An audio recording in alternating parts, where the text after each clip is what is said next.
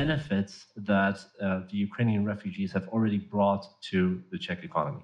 I don't want to go into too much detail, but just to keep it really brief, if anything, numbers show, at least for the past year, have shown that the Ukrainian population in Czechia has been a net benefit for our economy.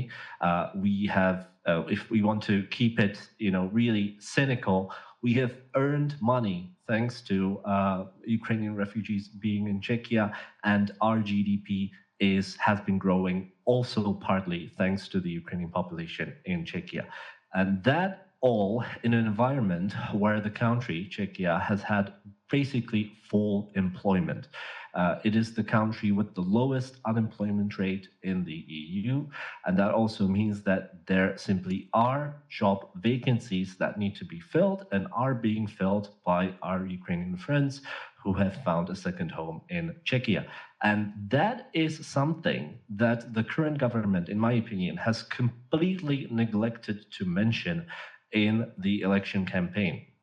I'm not necessarily claiming that this would have won the election for the current government. I'm not an election strategist, so I wouldn't know.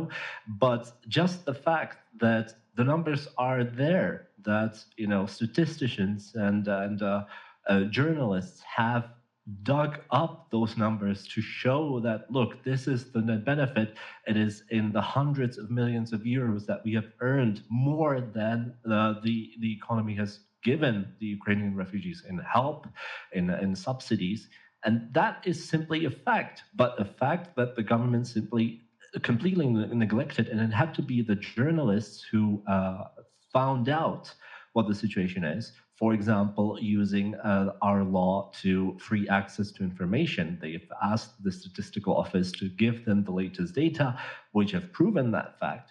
And as I said, the current government didn't really mention it in the campaign at all.